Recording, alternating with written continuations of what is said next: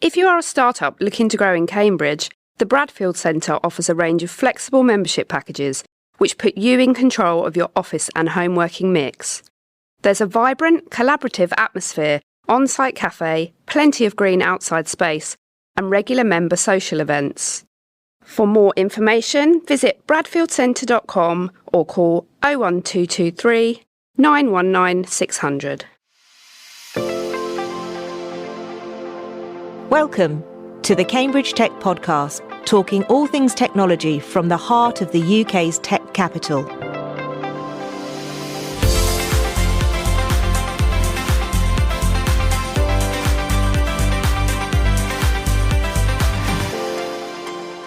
Here are your hosts, Faye Holland and James Parton.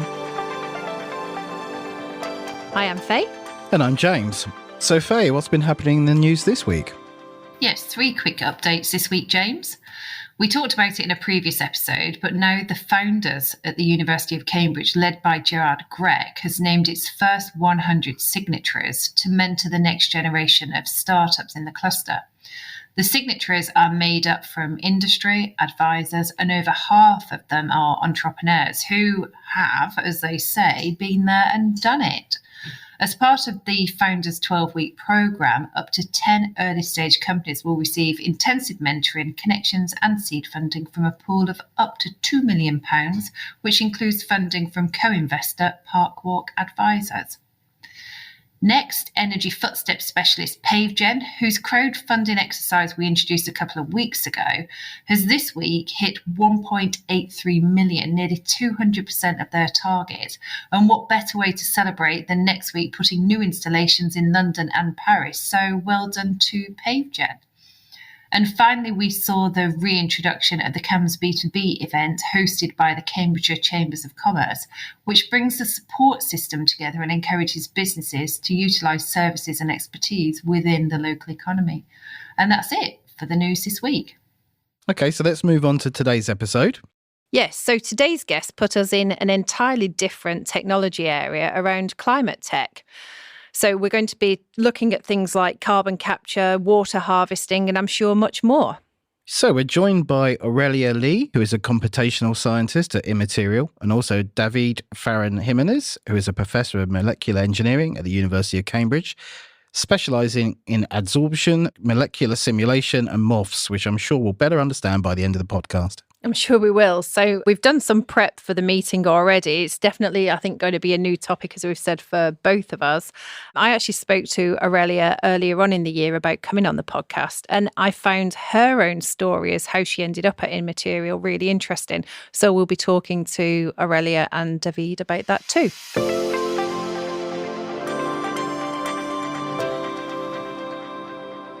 Welcome, Aurelia and Davide. It's great to have you with us today.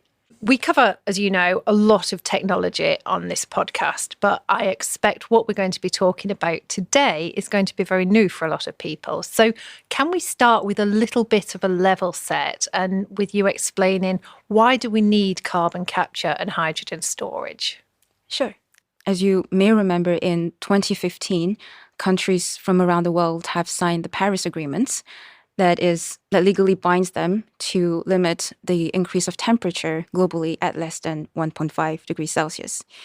And in terms of emissions of greenhouse gases, that means we need to cut them down by half by 2030 and then reach net zero by 2050. Now, at the moment, we're still emitting about 40 billion tons of carbon per year, and 30% of these emissions come from what we call hard-to-abate industries. So these are sectors such as cement, steel, or refineries. So industries that are having a really hard time to decarbonize their process in time because the technologies out there are not mature enough or just prohibitively costly right now. So while there are technologies that will eventually reach the maturity and the scale for these industries to adopt these decarbonizations, the pace at which this is happening just does not match with the urgency of climate action. So this is where carbon capture comes in and plays a vital part as a transition method to mitigate the emissions. So how it works is that to capture the carbons from these emitting industries, you would retrofit a capturing system at the point source of emissions, and you would selectively capture the carbon from the flue gas, for instance, and you would then reuse that carbon for other purposes or store them permanently on the ground. This whole process is called carbon capture, utilization, and storage, or CCUS. And these CCUS technologies have now been recognized by the scientific community, the IPCC, and also by governments as a strategic technology in this whole decarbonization journey. Now, in terms of where we are now and where we need to be to reach the goals net zero by 2050, the International Energy Agency has this scenario which lays out all the technologies that we need to develop and scale to achieve our goals. And according to them, in terms of CCUS technologies, we need to be able to capture 1 to 1.2 billion tons of carbon per year by 2030. Now, as of July 2023, there were about 40 commercial facilities worldwide that had a combined capture capacity of 45 million tons of carbon. So there's been lots of effort made, but we still have a lot of work to do.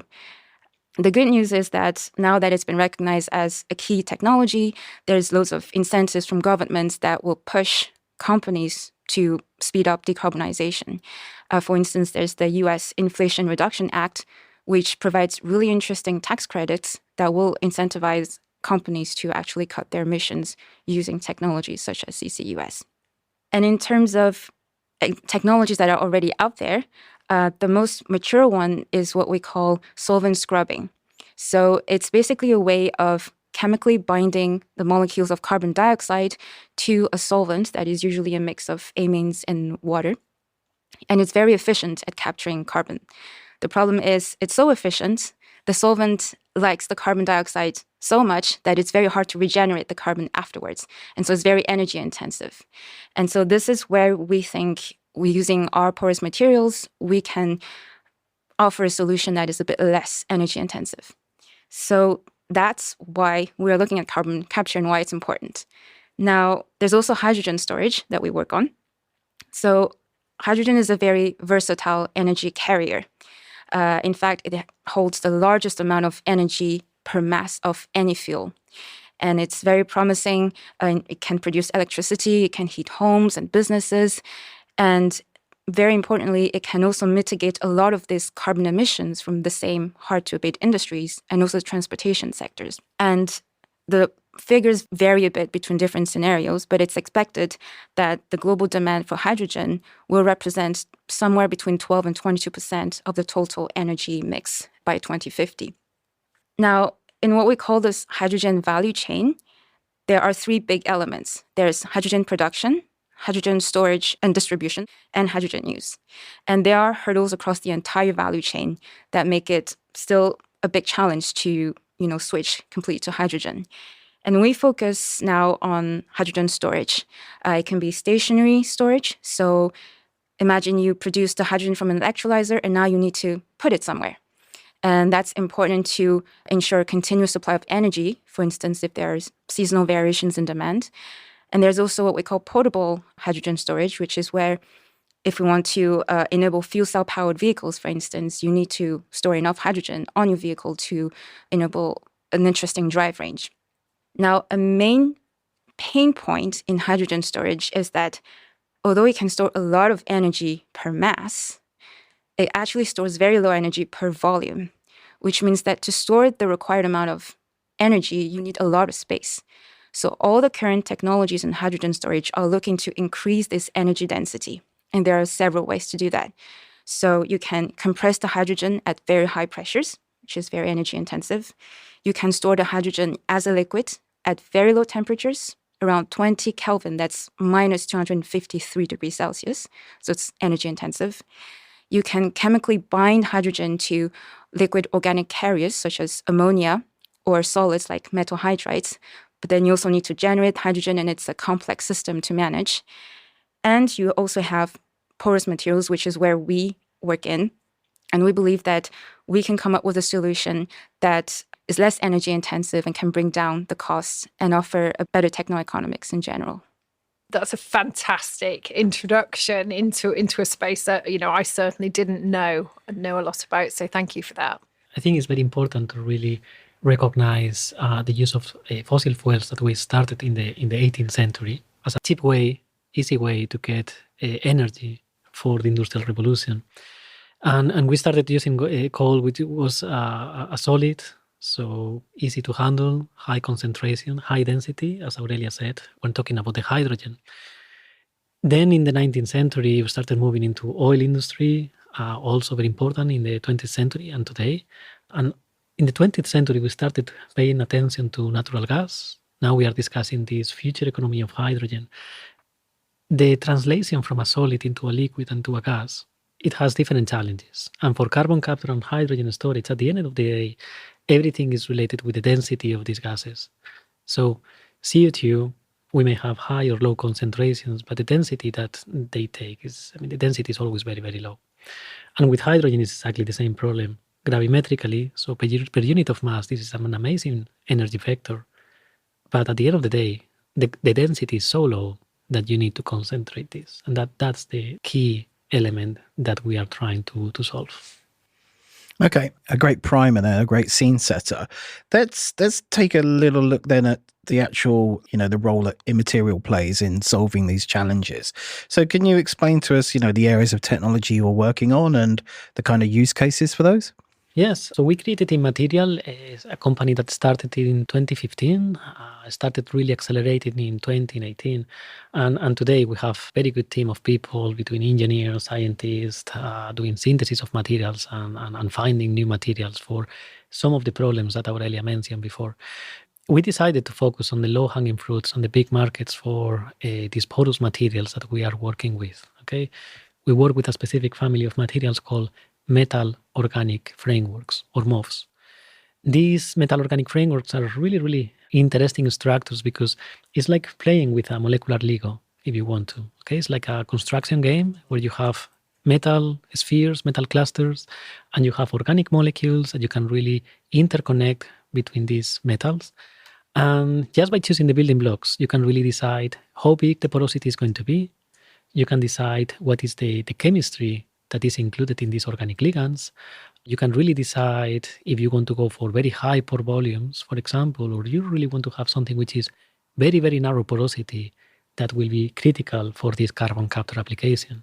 Okay, these porous materials could be extremely selective for CO2, but not for nitrogen or water, or they could be extremely porous for molecules like hydrogen. So we can really encapsulate many molecules inside the porosity. So we focus on the work with these metal organic frameworks, okay? And the purpose of Immaterial is really to have this commercialization. These materials have been in the lab for at least 20-25 years. They were developed by different groups. It's Professor Omar Yagi. He was the first one to coin the term metal organic frameworks. But at the same time, there was other people like Professor Kitagawa in Japan, Gerard Ferré in France, a lot of different academics really working around these areas. There has been a huge interest from industry since very early on, in particular with BASF. But they had some important limitations, and with Immaterial, we are really trying to solve all these problems they found before us, and really, really making sure we have these materials made a reality. I've read somewhere that some of these MOFs, they're not very stable. Is that why it's been in the lab being worked on for 20 years? Is that an issue, first of all, and how do you overcome that? That's a very good question. One of the first questions, how many MOFs exist? Okay, and this is something that Aurelia can expand because he was working on this. We have more than 100,000 different metal organic frameworks. The first materials, they were not particularly stable, chemically stable. And yeah, that was one of the reasons of why these materials failed to really find their place in industry. But the second problem is, once you are able to scale up the synthesis of these materials and you can produce them on ton scale, one of the key problems that people found was that it's very difficult to densify the materials. Okay, I go back to the idea of the density. So you obtain a powder, for example, and the powder is something you cannot use in industry. You really need to pelletize this. And this is something that seems to be very trivial, something that seems to be easy to solve.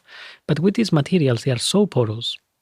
we have thousands of square meters in a single gram of material. They are so porous, so open porosity, that as soon as you apply mechanical pressure, if you are not careful, you will destroy the porosity of the materials. And this is something that the academic side has ignored for many, many years. But as soon as industry try to pelletize these materials and apply these high mechanical pressures to really conform something that you can really use in industry, they either collapse the porosity or they were not able to densify the materials as much as possible. And this is something that with Immaterial we are able to solve. Did that cause an issue in industry? Did they say, well, this isn't going to be a solution that works for us? And do you then have to overcome that when you're going out to talk to them now? So for many years, when we started talking with industry, there was always people that say, well, BASF tried this many years ago. They failed. It's not going to work. Okay, these materials are not stable. They are too expensive. They don't offer any advantage compared with existing technologies. And this is something that obviously we need to battle a little bit. We need to make sure we really have all the data to really demonstrate, hey, these materials are working. We are able to do what we claim. So where are you on that timeline? Because I'm guessing as you're building your company, you have to deliver proof points and build confidence in your solution to raise funds and find customers. So give us a flavor of where you are on that timeline of getting to that breakthrough. Yeah, when we started with the company in 2015, it was, okay, we have an excellent porous material. Looks really nice as an academic idea, but can we really make a company out of this? Okay, is this something that is interesting enough for industry to commercialize this? We were exploring different applications. That was particularly in 2018 when we started scaling up the material. And also the first time we found these monolithic structures, these monolithic metal organic frameworks, which is exactly what Immaterial is doing. And we can talk about this later. When we created these monolithic materials, we didn't know if this was for one MOF or for many MOFs. Is this a universal technology? Is this just for a couple of materials that we found in the lab? So that was the first concern. The second one was really looking for these final applications. What are the markets we really want to address? And now it's very clear, yes, we want to go for carbon capture and hydrogen storage. It wasn't clear a few years ago. So this has been a little bit part of the trip, okay? In particular, the company started accelerating quite a lot in the last year and a half or so. We have now closed the Series A investment round this summer. And we have now a lot of companies that are really supporting us now, helping us to really demonstrate our capabilities. In this past couple of years, we have been able to scale up the synthesis from the milligrams that we had in the lab to multi-kilogram production per day. And we are also now creating prototypes for the hydrogen storage and carbon capture design that we need to demonstrate. Do you have a view on how far away you are with, say, a pilot with a potential customer? So we are designing a pilot plan for the manufacturing of the materials. This is something that we are going to build in the UK. It's going to be a pilot plan with multi-ton production demonstration. This is something that we want to start implementing in next year, 2024. Okay, by the end of 2024, this is something we really want to start building, but we started with the design this year. We are also designing the prototypes, demonstrators for carbon capture and hydrogen storage. And we really expect this to take place in the next 2 or 3 years. So we will be able to have multi-ton production, but also the prototypes in place. So Aurelia, can we pick up on the MOF topic in itself? So you've gone from 100,000 and still researching the relevant possibilities there. What was your role in that work? How did it all come about? So as Davide explained a little bit earlier, so MOFs are these structures that you assemble from two types of building blocks. And you can play with them a bit like when you play with Lego blocks. So you have one type of blocks that we call metal clusters and the other one that we call organic ligands. And you put them together and they form a kind of structure that is very orderly and crystalline. And if you want to imagine it, it can imagine a scaffold or scaffolding around a building. And we have the metal clusters that join the different ligands. And so what is very exciting about these materials is that there's a variety of building blocks that you can imagine and come up with. And then you have to combine these two to form a structure. And so you can just imagine the number of combination that is possible is just endless. And so when I first joined David's lab, the project was to quantify the number of MOFs that have been made already in the world. And so that was my master's research project at first. And the answer to that question is around 100,000 structures today, which includes structures that are very similar or identical, but the order of magnitude is there. So once we have this 100,000 structures, the next question is, okay, what do I do with knowing that there's 100,000 structures? How do I look through them? And this is where there's a workflow that we use in computational chemistry, specifically for MOFs, that we call computational high-throughput screening. So basically with each structure, we have tools, molecular simulation tools that enable us to calculate the amount of carbon or hydrogen, for instance, that we can absorb in one material. And so what this workflow does is that we repeat the same procedure, but throughout this entire data set of 100,000 structures, for instance. And these are tools that, well, with the recent computational power that we have access to, these are things that are very quick and easy.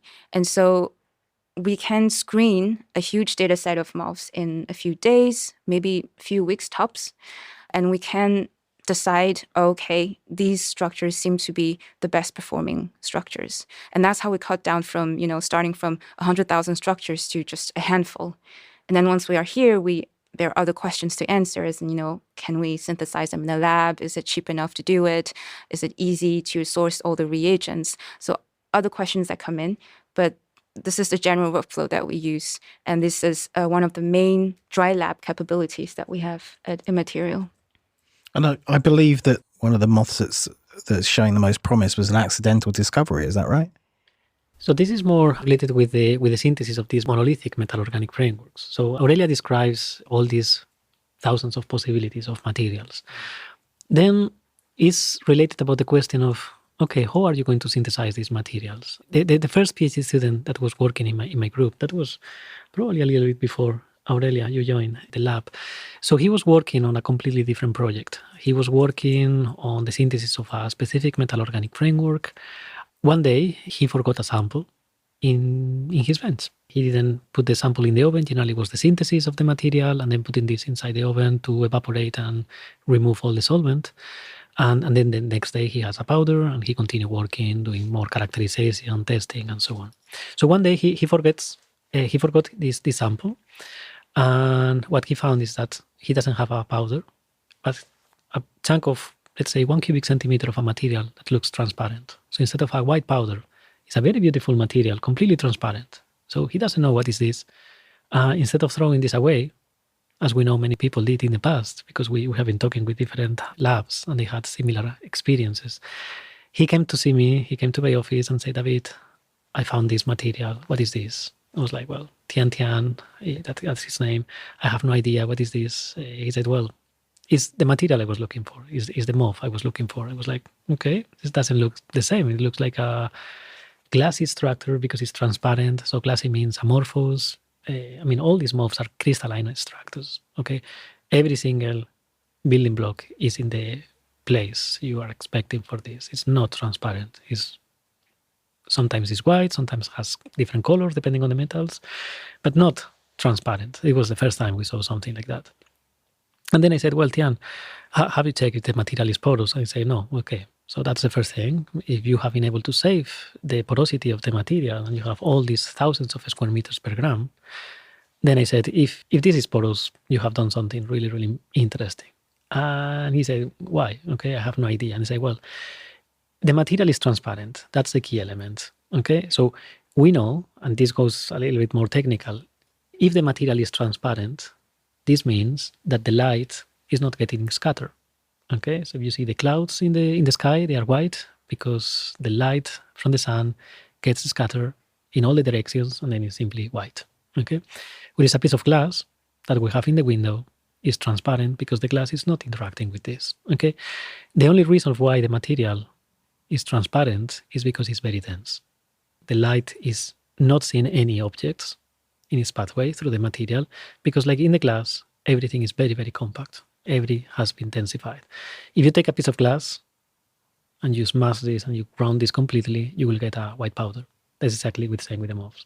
So it's not an amorphous MOF. It's completely crystalline, and all the porosity was there, but the material was extremely dense. And I said, Tian, this is a big problem that nobody in science has been able to solve in the past. Not too many people recognize this as a problem because not too many people were aware about this problem. But we know that densification of these metal organic frameworks is very, very difficult. As I said at the beginning, if you apply high mechanical pressure, you will collapse the structure. You will destroy the porosity. But you have been able to obtain these highly dense structures without applying any mechanical pressure. And that's carried forward into the company. And we had the first patent. Yeah. We filed the first patent. We protected all this. And this is what I said. The first time it was one single metal organic framework. After a couple of years, we found that that was very, very universal. Not for one MOF, it was for any MOF we have tried so far. And all this has been translated into the company. And this is the real commercialization vehicle for the research done in the academic group. I love it. It's great. I mean, what a fantastic story. So he's like, oh no, I've made a mistake. Oh no, I'm a hero. It's great. Absolutely great. So actually staying there with the lab, the team, let's move the conversation over a little bit and talk about your backgrounds and how you came into these positions. So Aurelia, you did your PhD, as you've just said, in Cambridge. You've done that research. You were part of David's group. Was it then just going to be a natural fit? Were you just going to get dragged into Immaterial, or what? How did that actually come about? It does seem pretty linear, and I think Davide has been very good at dragging me into everything, but it's been with lots of pleasure to join this whole journey. Do you have to say that because he sat next to you? No, I say that behind him as well. Yeah, so it's an interesting question because term has just started at university, and so Facebook keeps sending me these memories of 8 years ago when I first came to Cambridge. And I thought I was going to stay here for just a year for my master's. And then, 7 years later, I'm still here. And it seems very linear and organic. It is organic. But I think, as I said, Davide has been very good along the way of making me change direction and, make me end up in this place where I am now. I was in Paris initially, where I was doing general engineering, which is a very French concept. I don't think it exists anywhere else. General engineers are people who have a strong theoretical background, mostly in math, physics, and chemistry and biology, if you chose these subjects as well. And you're exposed to a range of STEM and non-STEM topics. So anything from quantum physics to mechanical engineering to corporate finance, philosophy of science, for instance. And I chose this path initially because I just enjoy very much learning about a wide range of topics. And also in France, it's a very safe and standard way of keeping all your options open at the end of your studies and also ensuring that you can get a job easily afterwards. So as part of this general engineering programs, I had the opportunity to specialize in my final years, and I had the opportunity to apply to a master's in Cambridge. And at the time, my favorite STEM topic was chemistry, mostly because I think molecules are beautiful and fun. And I take a lot of pleasure in just looking at molecules or drawing them. And also had great chemistry teachers. So I was considering doing a master in chemistry, but at the time I didn't want to pursue science any further. I wanted to go to the industry. And I was worried that doing a master's in chemistry would lock me up in academia, which was my big fear at the time. And very ironic now when you look at it. And so I applied for a master's in chemical engineering here in Cambridge, and I got in. And at the end of this one-year program, there was this research project that we had to carry out with one of the research groups in the department where Davide is. And so we had a list of available topics, and I went around talking to different supervisors. And that's where I met Payman, who was a postdoc in David's lab, and who's now a professor at UCL. And so he was studying MOFs from a computational perspective. And he told me a bit about what MOFs are, showed me some structures, and they were really beautiful because, as I said, I really enjoy chemistry because I think the molecules look beautiful. And this is like the pinnacle of beauty in chemistry, I think, because these structures have these just very regular patterns that kind of remind you of tile patterns you can find in Spain or Portugal, for instance. At least that's how I see them. And the project was about, building a data set of MOFs that we can work with. And I don't think I really grasped the impact of this project back then. But he told me something along the lines of, if you do this project, you probably have to see a lot of these structures. And I was like, oh yeah, that sounds amazing. And then that's how I got into the MOF field initially. And then I built a data set. It worked well. I wrote my thesis, and it ended up being published in a very good journal and had a lot of traction, still has loads of citations now, which is way beyond all my expectations. And then Davide and Payman were very keen on keeping me as a PhD student. But again, at the time, I just wanted to go into the industry. So I left. And then once I left, I realized that a lot of the things I had in Cambridge, I really value. And these things make me happy in my day-to-day life. So for instance, in Cambridge, I met so many super interesting people from all over the world who were very motivated and very open-minded. So I felt very well surrounded. And I also had the chance to work on a research project where I was owning my own project, where I could decide how to do it, what question really I want to answer, and just steer the project. So these are things that were missing when I left Cambridge. And I came back for my graduation and I talked with Davide and Payman again, mostly to say thank you, hi, I'm graduating. And this topic came up again, the topic of the PhD. And this time I was like, well, I might consider it this time. And it was, I think, now the best decision of my life up to now. I don't know what else is going to happen in the future. But yeah, I had an amazing time during my PhD.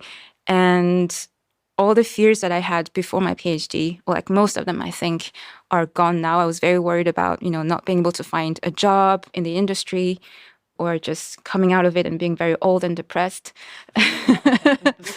But it all turned out okay. And during my PhD, I was thinking of what to do next. And I really wanted to stay in an environment where, we're a small team, everyone has a big impact.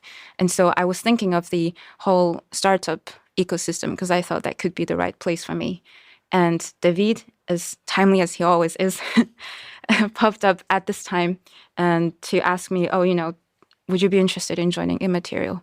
And it just made a lot of sense to me because I thought, well, I'm working on a very niche topic.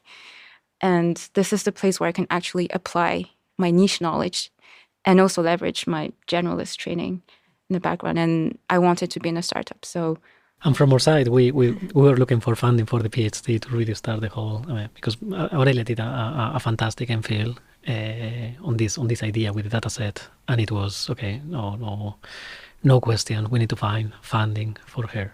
We started looking for different sources and we managed to continue with the PhD and finally with the company, which is fantastic. And Davide, you've got a decade at the University of Cambridge in molecular engineering, but you're not just the founder and president of Immaterial, you're also performing the same role for a slightly younger startup, Vector Bioscience. So how do you fit all of this in? How do you balance being an academic, running two startups? What's your secret? So the real secret is not secret. You need to have an amazing team. Without the team, it's impossible to handle all this. So in the academic group, for example, you need to have amazing PhD students, amazing postdocs. In the case of Aurelia, even MPhil students could be fantastic. This is really unique in Cambridge. That's the beauty of being able to have people with a lot of good ideas, a lot of energy to really create amazing science. And with the companies, it's the same. It's not me. It's really having an amazing team of people who is really coordinating activities, moving ideas, developing, finding new solutions, materials, problems. This is the reality. The work in the academic group really extends into the companies. And for me, this has been always important because I don't want to just do academic work. I'm a chemist, so I can do fundamental work and I really like fundamental science. But at the same time, because I'm working in a department of chemical engineering and biotechnology, I really want to see a real impact of the work we do in the society. Okay, can we really have something that can fight this global warming? Okay, how can we really contribute into that?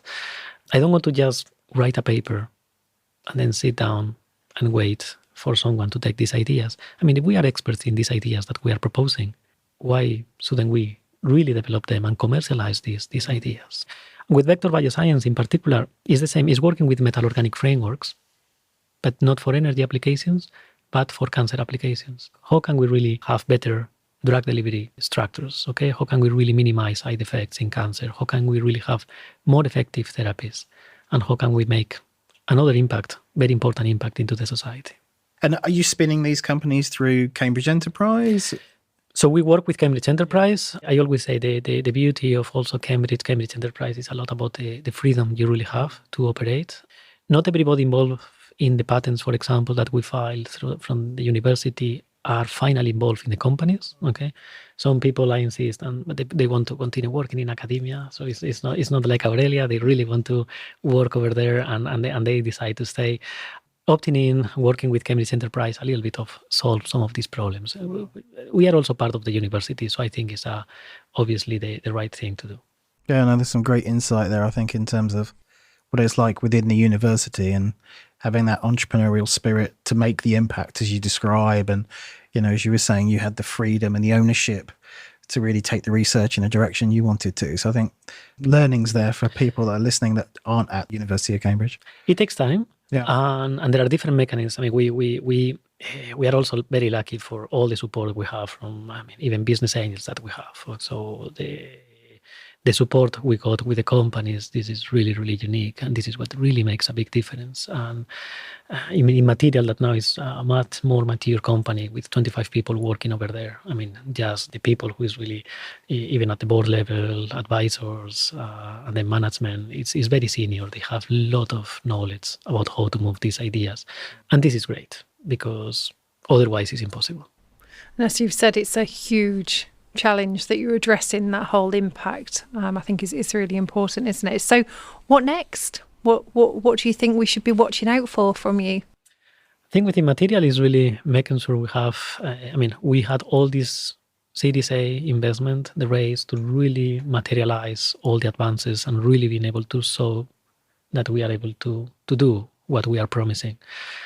As soon as we create these prototypes, sky is the limit. So looking forward for that.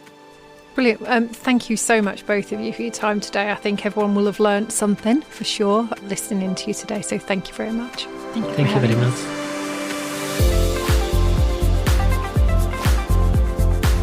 Today's show was produced by Carl Homer of Cambridge TV and supported by our media partner, Business Weekly.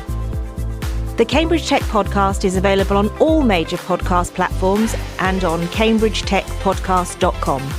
If you've enjoyed this podcast, please give it a 5-star review. It will really help others discover the show.